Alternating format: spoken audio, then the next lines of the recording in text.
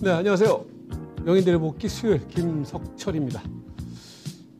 제가 항상 이제 방송하는 날이 이렇게 연휴가 겹치는 게 많더라고요. 그래서 오늘 이제 방송은 다음 주 또 쉬죠. 그래서 한 2주 동안을 연결지어서 이제 방송을 해야 될 것 같은데, 아무래도 지금 오늘 시점에서 우리가 이제 주목해야 될 포인트 중에 하나는 결국 이제 이번에 추석 연휴가 길죠. 다음 주 수요일까지니까, 금요일부터 시작해서 다음 주 수요일까지니까 그 사이에서 이제 흐름 속에서 과연 어떤 변동성이 나타날 것인가. 그래서 이제 여러분들께서 주식을 좀 들고 갈 것인가, 아니면 좀 팔고 갈 것인가, 뭐 이런 고민들을 하실 텐데, 오늘 명인들의 복귀에서는 최근의 상황들을 한번 정리를 하고, 그렇다면 이제 이번 연휴 기간 전에 주식을 좀 들고 갈까, 아니면 좀 현금을 만들어서 갈까, 그 부분에 대한 포인트를 짚어드리면서 마치도록 하겠습니다.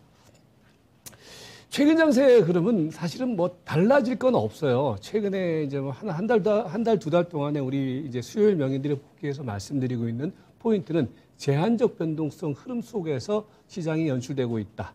거기서 이제 가장 중요한 포인트는 결국 시장을 추세로 만들기 위해서 필요 충분한 조건은 뭐냐? 수급이다. 그죠? 그러니까 최근의 시장 상황을 보시면은요, 여러분들이 좀 어렵게 생각할 필요 없어요. 그러니까 현재 시장에서 나타나고 있는 시장의 환경들을 이제 놓고 보면은 전체적인 시장의 환경이라는 것이 계속 박스권이잖아요. 그죠? 박스권 안에서 지금 시장이 움직인단 말이에요. 그러니까 이제 왜 이런 박스권의 흐름이 나타나고 있느냐? 추가적으로 올라가는 부분에 있어서는 아직까지는 퀘션 마크란 말이에요. 다만 또 이제 이 누르는 흐름 속에서는 시장이 뭐 크게 하락 추세라든지 하락 트렌드로 갈 수 있는 상황은 아니다. 그러니까 시장은 계속해서 이제 저가 매수가 들어오고, 그렇게 되니까 이제 시장의 힘이 계속 제한된 범위 안에서 형성되면서 그 안에서만 이제 움직이는 거죠. 그러니까 이제 여러분들이 이제 먼저 생각을 하셔야 될 부분은, 그래서 이런 시장의 구조, 그죠?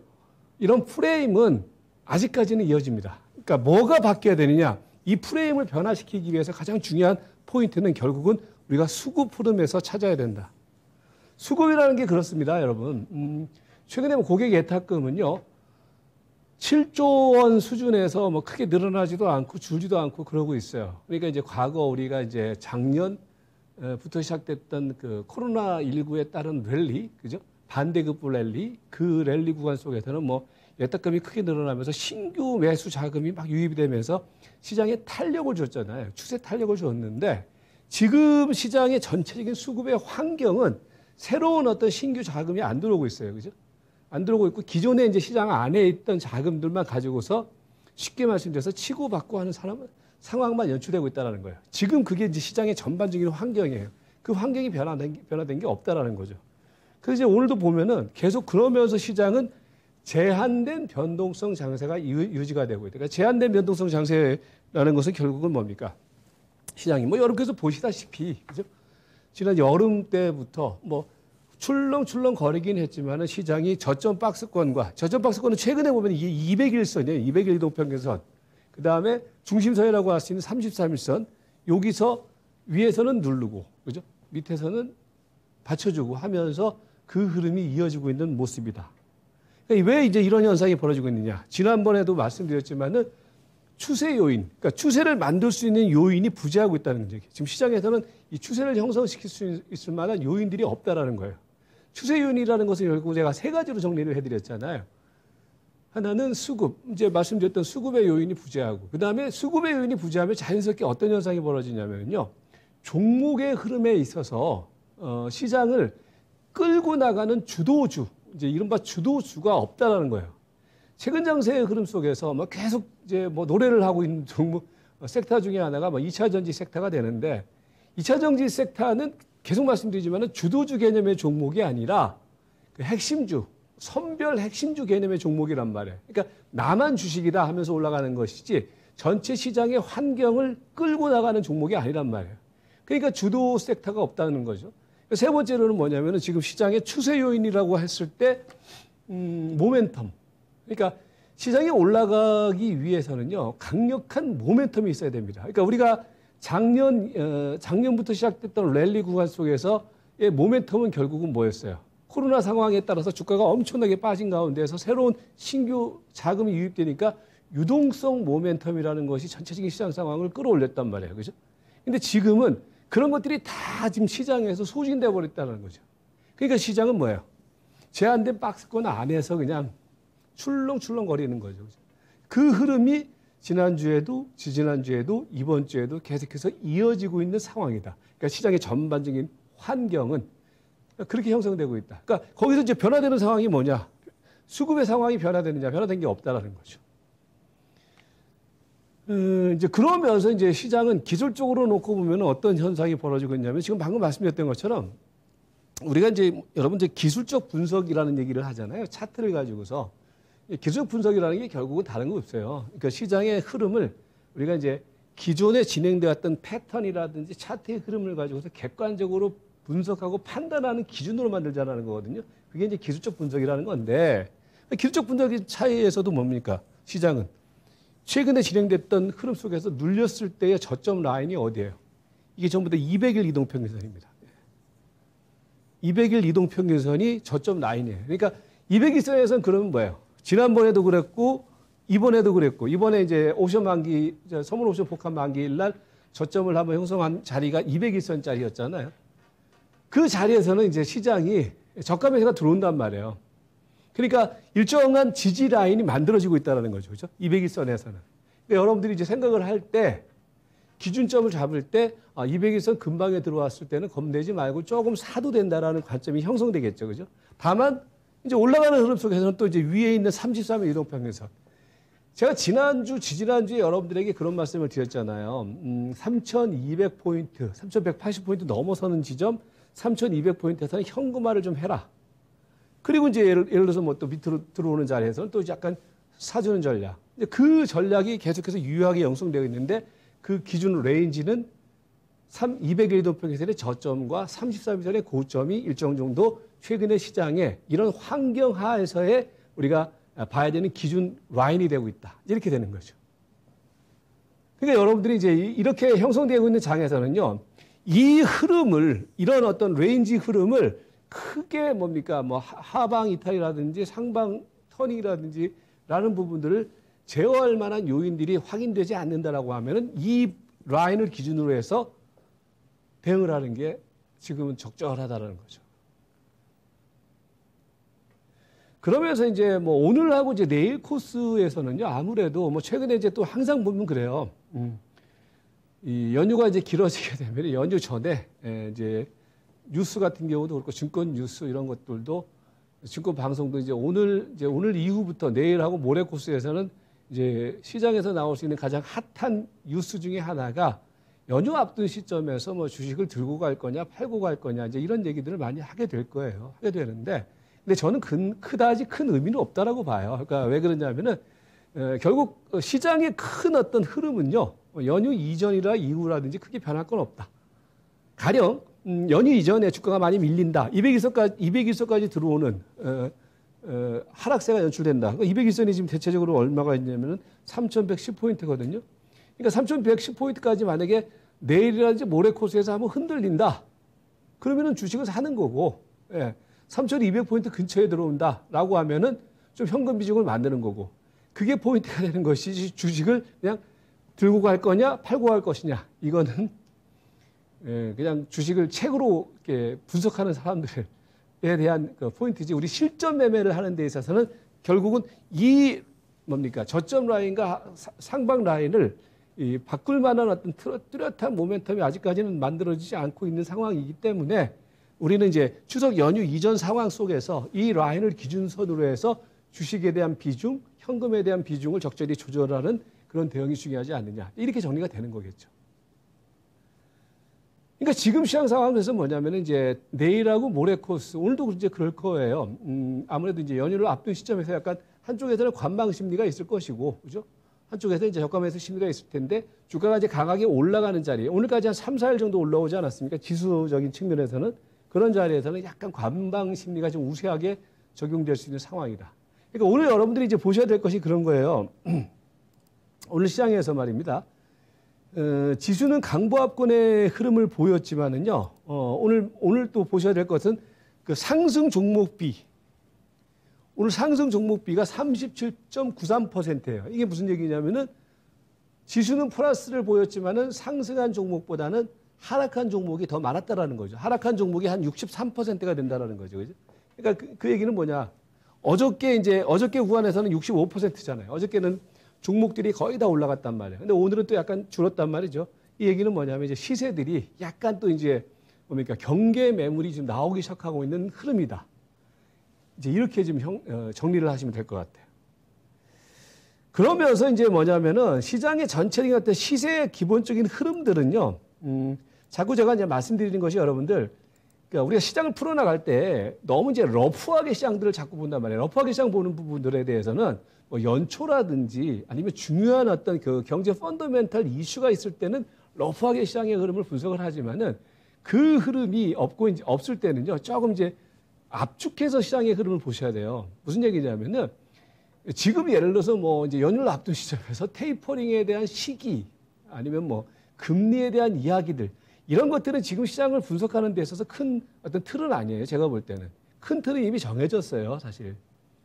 뭐 지난번에 뭐 잭스론 미팅이 있었고 뭐 FOMC가 있었지만은 거기서 우리가 대체적으로 큰 시장의 어떤 러프한 어떤 금리 정책이라든지 테이퍼링 정책에 대한 부분들에 대해서는 어느 정도 계산이 끝났죠. 가령 우리나라는 이미 이제 테이퍼링이 시작됐잖아요. 그러니까 미국이 이제 가장 중요한데 미국 같은 경우에도 결국은 뭐 연내에 하느냐, 연말 이후에 하느냐, 이제 그 시기상의 문제이지 결국은 테이퍼링을 할 것이다라는 기본적인 전제는 다 정리가 돼 있는 거란 말이에요. 그죠?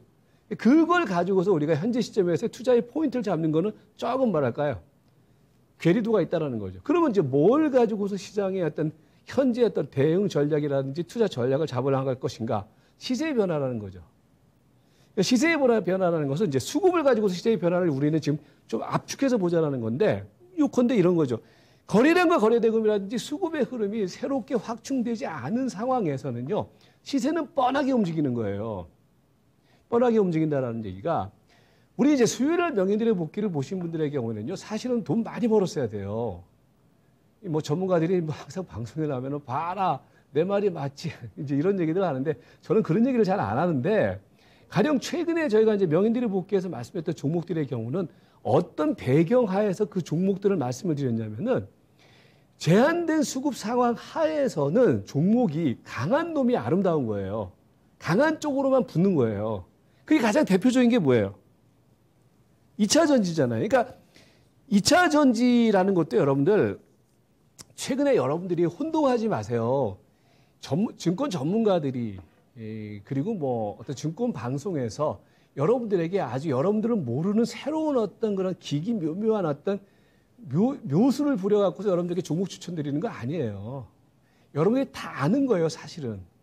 왜 그러냐면은 과거에 이제 제가 증권에 입문했을 때는 정보라는 게 사실은 제한된 쪽으로만 정보가 나갔단 말이에요. 그러니까 제가 이제 증권회사 직원이었을 때는 저희가 접하는 정보는 되게 뭡니까? 남들이 모르는 정보들이 많았겠죠. 그죠?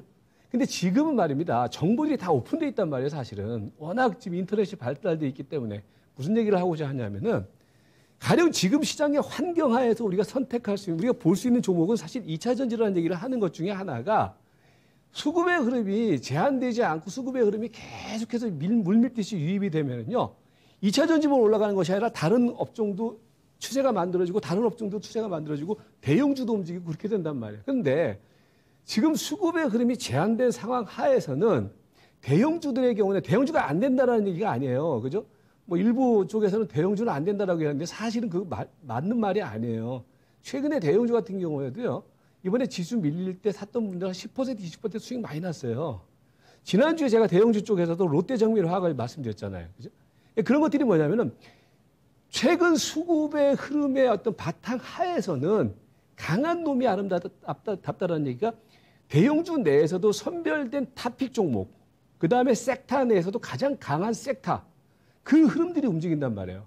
그러니까 2차 전지 같은 경우에는 뭐 저만 말씀드리는 게 아니라요. 그죠? 뭐 많은 전문가들이 입에 회자되고 많은 증권방송에서 회자됐던 업종이란 말이에요. 섹터란 말이에요. 그러니까 결국은 뭐냐면 우리가 선택할 수 있는 것들이 이쪽밖에 없기 때문에 계속 뭐 새로운 것 마냥 뭐 2차 전지의 모든 것, 2차 전지의 모든 것이라는 것은 여러분들 파란 창 좀 몇 번만 여러분들이 웹 검색을 해보면요. 정보들 쫙쫙 다 나와 있어요. 근데 중요한 것은 그런 흐름들이 왜 현재 시장에서 수익을 내주느냐. 결국은 지금 시장의 흐름과 시장의 구조에 그 원인이 있다는 거예요. 제가 판단하는 포인트에서는. 그러니까 수급이 압축되어 있는 상황이기 때문에 2차 전지 쪽으로 계속해서 수급이 집중되는 거란 말이에요.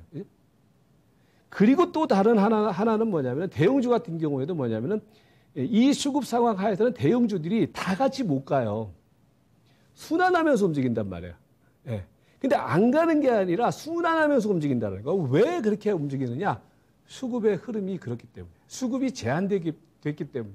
그러니까 오늘도 이제 그런 현상이 벌어지는 거예요. 그러니까 최근에 보면은 뭐 예를 들어서 오늘 같은 경우는 대형주들이 어저께 좀 올라갔기 때문에 오늘 또 쉬었거든요. 이게 뭐냐면은 수급이 새롭게 확충되는 흐름이 아니라 기존에 있던 수급을 가지고서 치고받고 하는 상황이기 때문에 대형주들의 경우에도 선순환의 흐름이 나타나는 것이 아니라 많이 빠진 애들 조금씩 한번 올려준다. 이런 개념으로 움직인다는 거죠. 그러니까 지난주 수요일 이후 이번 주까지도 보면은요. 철강주 쪽에서도 사실은 포스코 같은 경우는 이번에 저점 대비해서 한 10% 이상 올라갔죠. 그죠? 예. 그렇단 말이에요. 화학주 같은 경우에도요. 앞에서 말씀드렸던 롯데정밀화학. 지난주 제가 탑픽이라고 말씀드렸잖아요. 그죠? 롯데정밀화학을 중심으로 하는 화학주들, 그 다음에 철강주들, 그 다음에 또 뭡니까? 조선주들 같은 경우에도 최근에 뭐 한지중공업이라든지 현대중공업이라든지 얘네들의 경우도 저점 대비해서 10% 이상씩 다 올라갔단 말이에요. 그런데 얘네들이 어제 같은 경우는 같이 움직였는데 오늘은 또 떨어져 나갈 것들은 떨어져 나간다. 그게 왜 그러느냐?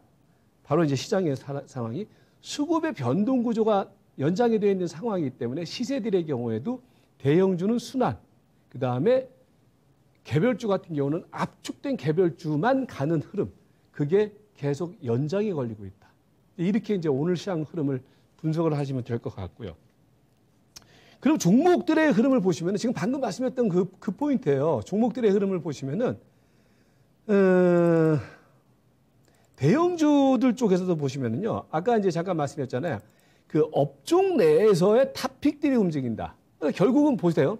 이게 지금 이 종목이 이제 롯데정밀화학이거든요. 지난주 수요일 날 우리가 화학주 얘기를 하면서도 얘기를 했던 부분들이 롯데정밀화학이 지난주 수요일 날 이 자리였어요. 요 자리, 그죠? 요 자리였었는데, 그러니까 이게 뭐냐면은 섹터 내에서도 여러분들이 지금 시세를 볼 때, 시세를 검색을 하고 시세를 뽑아낼 때 중요한 것은 강한 놈이 아름답다라는 얘기는 수급의 흐름이 집중됐기 때문에 추세가 만들어지는 흐름 쪽에서 결국 시세가 움직인단 말이에요. 그러니까 이게 보세요. 지난주 수요일 날 말씀드리고 난 다음에 시세가 한 차례 랠리가 형성되면서 거래량, 수급이 집중되는 흐름이 나타나잖아요. 그죠? 마찬가지로 뭐 롯데정밀화학이라는 화학주뿐만이 아니라 이 철강주 쪽에서도 보시면 최근에 포스코 같은 경우도 보시면은 뭐 오늘 약간 흔들긴 했지만은요. 포스코 같은 경우도 지금 계속 추세가 만들어지기 시작하고 있죠. 그러니까 우리가 이분법적으로 대형주 된다, 대형주 안 된다, 중소형주 된다 이게 아니라 다들 시세들 그렇게 압축된 흐름 속에서 움직인단 말이에요. 거기에 뭡니까? 또 조선주 쪽, 조선해운 쪽에서도 보시면은요, 최근에 이제 흐름 속에서 뭐 한진중공업 같은 경우도 아까 잠깐 말씀을 드렸잖아요. 한진중공업 같은 경우에도 보시면은 최근에 추세가 만들어지니까 시세들이 형성이 되고 있단 말이에요. 한진중공업, 그 다음에 뭡니까? 현대중공업 같은 애들. 그러니까 제가 볼 때는 현대중공업 이런 것들은요, 지금 이제 시세가 최근에 그런 게 많아요. 지난주에 잠깐 힌트를 하나 드렸던 것 중에 하나가 이제 뭡니까? 바닥을 찍고서 이제 터닝하는 종목들이 형성되기 시작하고 있다. 이런 것들이 충분히 지금 조정 거친 가운데 거기에 쳐두고 있거든요. 그러니까 이런 흐름들의 경우도 계속해서 보셔야 된다. 대우조선 해양 같은 경우에도 그렇고요. 그 다음에 이제 2차 전지 관련주들의 경우도 마찬가지 관점입니다. 2차 전지 관련주들의 경우에도 그러니까 최근에 이제 2차 전지는 제가 계속 순서대로 이제 말씀을 드린다라는 말씀드렸는데 그러니까 이번에 특징은 뭐냐면은요. 지금 이제 뭐 에코프로비엠이라든지 이런 것들이 이제 올라가는데 약간 이제 선발주 쪽에서는 약간 경계 매물이 나와요. 이제 이식 매물이라고 얘기를 해야 되겠죠. 그러니까 지난주까지 뭐 잘 갔던 놈 중에 하나가 원익 이제 P&E 같은 애들이 이제 여기서 이제 뭡니까? 지난 금요일 날 한번 고점 찍고 난 다음에 이제 조용히 들어오면은 얘네들이 끝나는 게 아니라 이 종목들을 이어서 이제 그 후발주들 있잖아요. 걔네들이 안 움직였던 애들이 이제 움직이기 시작하는 거란 말이에요. 그러니까 그 대표적인 종목들이 최근에 보면 이제 LNF라든지 그다음에 CIS라든지 오늘 이제 CIS가 이제 5천 원 만에 또 이제 그죠? 고개를 쳐들기 시작하고 있죠. 그리고 캠트로스라든지 이런 것들. 예. 그래서 전체적인 시세 흐름들을 보시면은 그 뭡니까 이제 2차 전지 내에서도 약간 지금 손바뀜이 일어나기 시작하고 있어요. 뭐냐면은 선발주 쪽에서 움직임이 이제 후발주 쪽으로 약간씩 움직이는 상황. 그러니까 상대적으로 최근에 안 움직이는 가운데 약간 발동이 걸리는 그 2차 전지 관련주도 있잖아요. 걔네들이 조금 더 시세 연장을 가져올 가능성이 있다. 그래서 그 흐름들, 뭐 TSI라든지 이런 것들이요. 이런 것들을 좀 여러분께서 눈여겨 보셔야 된다. 이렇게 정리를 하시면 될 것 같고. 그 다음에 지난주에 여러분들에게 포스트 코로나 관련주를 주목을 해라라는 말씀을 지난주, 그죠? 우리 명예들의 복귀 시간에 말씀드렸잖아요. 포스트 코로나 관련주라는 게 결국 여러분들 시간이 지나면 어떤 현상이 벌어질 것이냐면은, 이제 뭐 오늘도 뭐 확진자가 2,000명이 넘었다 그러는데, 이제 점점 이제 중증 환자라든지 사망자가 줄어들 수밖에 없을 거예요. 그죠? 결국은. 왜냐하면 이제 일본에 이제 1차 이제 뭡니까? 1차 접종을 하신 분들이 한 70% 육박을 하고 있잖아요. 그러면 이제 2차 접종까지 만약에 끝난다라고 하면은 결국은 이게 이제 역비례가 될 거잖아요. 그죠? 그러니까 예를 들어서 이제 점점 이제 면역력을 이제 키워나가는 그런 상황. 그렇게 되면은 결국 우리가 이제 주목을 해야 될 것이 미리미리 주목을 해야 될 것이 포스트 코로나 관련주들. 그래서 이제 지난주에 말씀드렸던 부분들이 뭐 대한항공이라든지 아니면 하나투어, 모두투어, 그죠? 그 다음에 뭐 참 좋은 여행이라든지 이런 항공, 여행 이런 종목들의 경우는 제가 볼 때는 조금 더 여력이 있다. 그런 측면으로 보시면 될 것 같고. 그 다음에 이제 최근에 개별적인 추세 종목 쪽에서는 이제 한국가스공사, 그 다음에 이제 SK가스라든지 S-오일 효성 이런 것들도 여러분께서 보셔야 돼요. OCI까지. 그래서 얘네들의 경우에는 이제 개별 추세가 형성되고 있는 강세 종목들. 그러니까 강한 것이 아름답다라는 말씀드렸죠. 이런 종목들 쪽에서는 계속해서 여러분들 관심 종목에다가 리스트업 시켜놓고서 보셔야 된다. 이제 그렇게 말씀드리겠고. 금융주 같은 경우에도요. 손이 약간 이제 바뀌기 시작하고 있어요. 아까 이제 2차 전지 같은 경우도 그렇지만은 금융주 쪽에서도 보시면은 이제 후발주 쪽이 이제 강한데 결국은 금융주는 금리 인상 시기에서 여러분께서 계속해서 보셔야 돼요. 보셔야 되는데 그 중에서 이제 최근에 이제 흐름에서는 DB손해보험이라든지 이제 생명 쪽, 이제 미래에셋생명이라든지 삼성생명이라든지 이런 흐름들이 이제 또 다시 손바뀜이 나타나는 가운데 흐름이 형성되고 있는 모습. 그 다음에 이제 빅테크 리스크 관련된, 규제 리스크 관련돼서 이제 카카오하고 네이버 얘네들이 조정을 보이는데 얘네들은 조금 시간이 걸릴 거예요. 왜냐면은 그동안의 성장 모멘텀이라는 것이 지금 상당히 지금 이제 뭡니까 의심을 받기 시작하고 있는 상황이란 말이에요. 그래서 여기에서는 여러분들이 너무 뛰어들지 말고 좀 저점의 형성 확인이라든지 추세가 전환되는 흐름을 좀 보자라는 말씀 드렸잖아요. 아직까지 이제 그런 측면으로 좀 보자. 물론 중장기적인 측면 속에서 저가 매수 시점을 노리는 게 맞는데 지금 시점에서는 이제 그런 포인트의 대응이 필요하다. 이제 이렇게 좀 정리를 하시면 될 것 같습니다. 자, 전체적으로 정리를 해드리면은 일단 그러니까 연휴를 앞둔 시점에서 포트폴리오는 전체적으로는 여전히 크게 변화될 건 없습니다. 중립 포지션이 기본적인 포인트입니다. 그러니까 주식을 100% 가져간다, 뭐 현금을 100% 가져간다, 이건 큰 의미는 없고요. 연휴 전까지, 그러니까 금요일 코스까지 만약에 아까 말씀드렸던 레인지의 하단 부분에 들어오면 약간 주식의 비중을 한 높이고, 그 다음에 레인지 중단이라든지 상단 부분, 3,200선을 기준선으로 해서요. 그 근접하는 자리에서는 좀 현금을 만들고서 유연하게 대응하는 관점. 그게 연휴 앞둔 시점에서의 투자 포인트가 되는 거고, 시세 대응은요, 계속 말씀드리지만요, 오늘 뽑아드린 종목 중심의 대응을 하세요. 그러니까 이게 핵심주들이거든요. 지금은 주도주간이나 핵심주. 이런 종목 중심의 배팅에 집중을 하자. 그 다음에 지금은 아직까지는 여러분들 단타 권하는 장세예요. 지금 술고나는 장세가 아니라 단타 권하는 장세. 그러니까 시장의 전체적인 어떤 그 프레임이 그렇거든요. 그러니까 지금은 그렇기 때문에 만약에 여러분들이 사서 일정 정도 수익이 난다. 가만히 갖고 계시지 마시고 일정한 수익 실현을 하는 그런 대응 관점. 그래서 단기 트레이딩 관점이 아직까지는 필요하다. 이렇게 정리를 해드리겠고요. 마지막으로 분류를 해드리면 대형주 안 되고 중소형주 된다. 아닙니다. 대형주 같은 경우는요. 프레임푸시 전략을 계속해서 취해나가세요. 아까 이제 말씀드렸지만은 조선이라든지 이런 종목들의 경우는요. 이제 추세가 형성되는 종목들의 경우는요. 조정 하루 이틀 정도 보이면요. 그런 것들은 사도 돼요. 다만 또 올라가면은 주는 전략. 그래서 대형주 같은 경우도 아직까지는 좀 능동적인 대응이 필요해 보이고 삼성전자, 하이닉스는 사실 저점을 제가 볼 때는 찍었어요. 다만 얘네들의 본격적인 배팅 시점은 아까 말씀드렸던 수급의 변화, 수급의 본격적인 변화가 나타나는 시점이기 때문에 지금은 탐색매 차원의 매수만 해놓고 기다리는 전략 필요하다. 이렇게 말씀드리겠고, 그 다음에 이제 종목 대응은 다시 말씀드리지만은 지금은 여러분들 그 전선을 확대시키지 마시고요. 전선을 압축시키는 가운데 대응을 해야 된다. 왜? 다시 말씀드리지만은 수급의 구조가 그렇게 아직까지 형성되어 있는 장세이기 때문에 그렇게 정리를 해드리도록 하겠습니다. 네, 아무튼 저는 이제 오늘 방송하고 다음 주 수요일은 연휴 끝날입니다. 그래서 다음 주까지 쉬고 그 다음 주에 찾아뵙도록 하겠습니다. 아무튼 여러분들 너무 도 아니면 못하라는 관점으로 연휴 앞둔 전략을 취해나가지 마시고요. 아까 말씀드렸던 레인지 안에서 유연한 대응을 가지고서 대응을 해나가자. 이렇게 정리를 하도록 하겠습니다. 저는 먼저 인사드릴게요. 연휴 잘 보내시고 다다음 주 수요일 날 뵙도록 하겠습니다. 고맙습니다.